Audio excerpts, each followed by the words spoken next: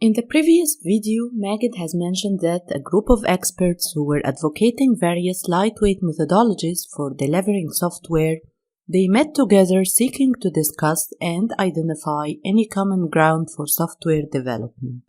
That was in February 2001. The software icons that you can see their names now flow on the screen attended the meeting. The experts' challenge was, how is it possible to produce good quality software on time and to budget without forcing a large, unwieldy, and complex process on the developers and the testers, but still providing them with sufficient guidance and best practices to enable them to be effective and efficient at their jobs? To restate this question, what is the minimum subset of industry best practices that can be used while still delivering quality software? During the meeting, each of the experts spent time listening to others and presenting individual experiences that started several years ago. There were discussions around extreme programming, adaptive software development, Scrum feature-driven development, dynamic systems development methods, and many other methods. The experts looked at the issues and came up with a solution which they called Agile. They also agreed on a common set of values and principles which became known as the Manifesto for Agile Software Development, or briefly the Agile Manifesto. The way I personally see the Agile Manifesto is like any country's constitution. The manifesto is the base that all the laws of the country should arise from. No law is allowed against the Constitution or the Manifesto. Along with the Agile Manifesto, the experts also agreed on 12 detailed statements that further explains the real meaning of Agile.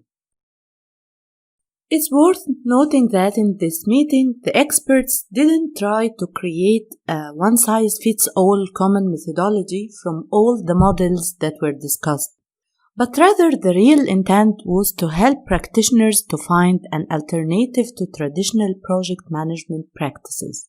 Agreeing on a set of core values and guiding principles opened the door to the discovery of a broader and sufficient set of agile practices. These practices tailored to meet the needs of the domain, business, and technology needs of the world. The Agile Manifesto is a popular and important topic, so expect to see few questions in the PMI-ACP exam about it. Also, the manifesto values and principles represent the core for understanding what Agile is and in relating all the practices and tools that we will encounter on the course too.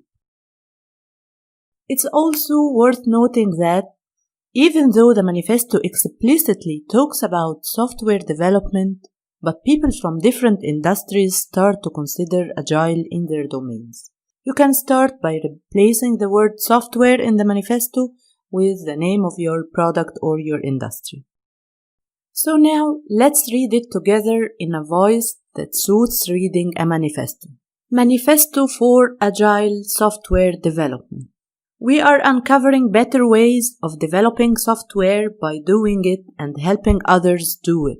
Through this work, we have come to value individuals and interactions over processes and tools, working software over comprehensive documentation, customer collaboration over contract negotiation, responding to change over following a plan. That is, while there is value in the items on the right-hand side, we value the items on the left-hand side more. The Agile Manifesto contains 4 statements of values. They are not independent, but they go hand in hand, as you may have noticed in the manifesto.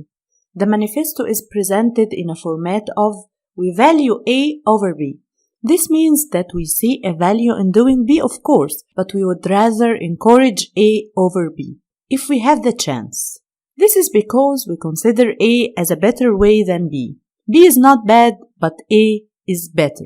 Let us now look into each of the 4 values one by one in the coming video.